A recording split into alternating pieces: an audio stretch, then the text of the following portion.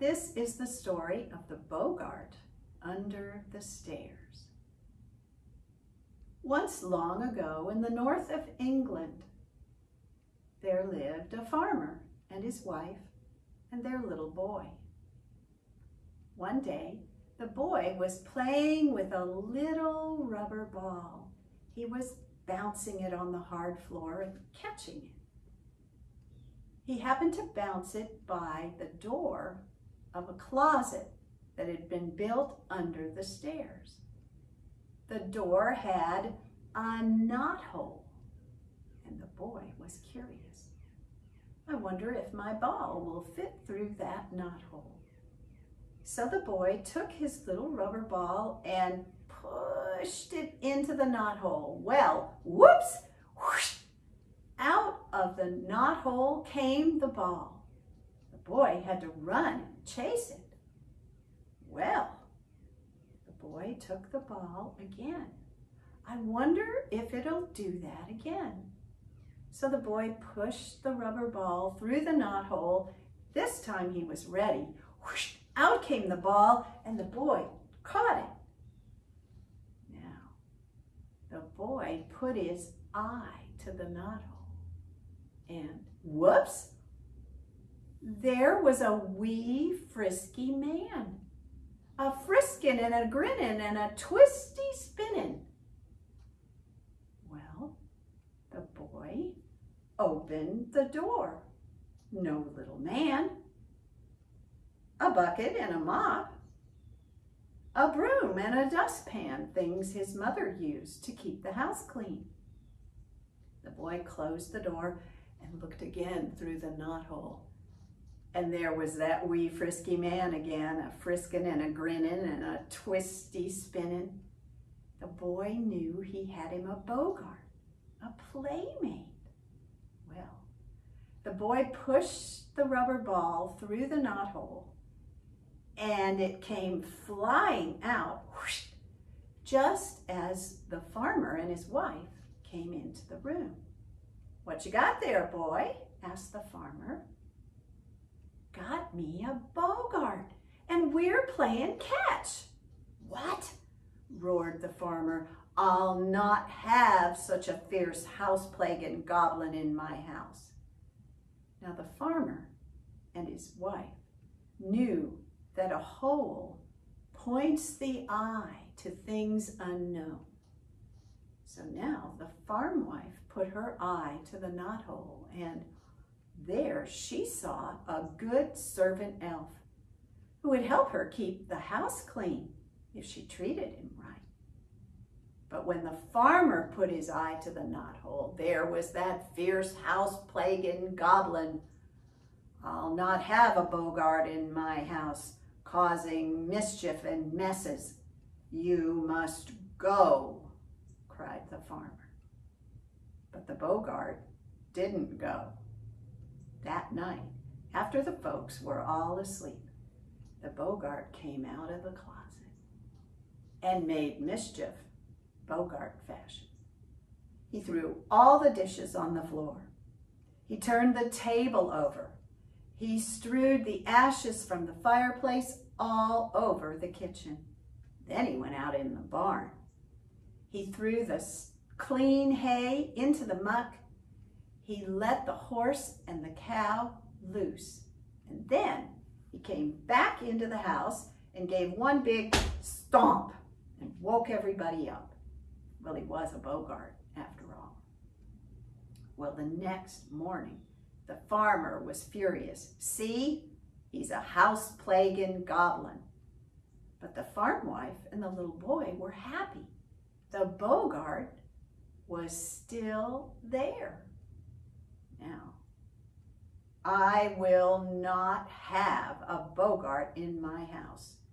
He has to go. The farmer fetched a smudge pot from the barn and lit it and put it in the closet. Then he shut the door.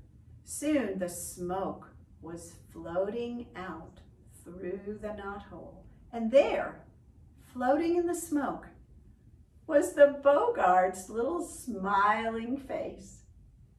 So the farmer nailed a big board over the knothole, but whoops, whomp, the board came flying off the door and hit the farmer in the head. Ow! Now, the farmer thought of a trick to play on the Boggart. He knew that a Boggart would not stay in an empty house, so they would pretend to leave, and the Boggart would leave too. Now the farmer was going to play this trick, but he didn't tell his wife and the boy that they were just pretending. So they all began to pack up their things. The farmer harnessed the horse to the wagon, and they piled all their things into the wagon. The boy and his mother were sad. Now they tied the cow to the back of the wagon. All their goods were piled in the wagon. It was time to go. The farmer walked in front with the horse, and the farm wife walked in back with the cow, and the boy sat on the great pile of goods in the middle of the wagon. Soon they met a neighbor coming the other way. The neighbor called, "Oh, you're moving then?" But before the farmer or his wife could answer, down from in the middle of all those goods came a little squeaky voice. "We're flitting today." It was the Boggart going along with his folks. Well, the farmer gave up. He turned the wagon around and they moved back in the house. That night, the farm wife set about to treat the little Boggart right. She swept the hearth and she left him a bowl of warm milk, and beside it, an oat cake smeared with honey. After the folks were asleep, the little Boggart came out of the closet, and he emptied the bowl and wiped the milk from the soft reddish-brown hair on his face. And then he ate the oat cake and licked the honey from his fingers. And then he set about cleaning the house, Boggart fashion. He went into the kitchen and he washed and dried and put away all the dishes. He scrubbed the table. He swept the floor. He cleaned the ashes out of the fireplace. And then he went out to the barn. He mucked out the stalls and he put out fresh straw and grain and corn for the horse and cow. And then he came back in the house and gave one big stomp and woke everybody up. Well, he was a Boggart after all. And from that day on, that's how things went. Every night, the farm wife left the little Boggart a treat. And in the morning, she found a clean house. The farmer found a barn full of a day's work.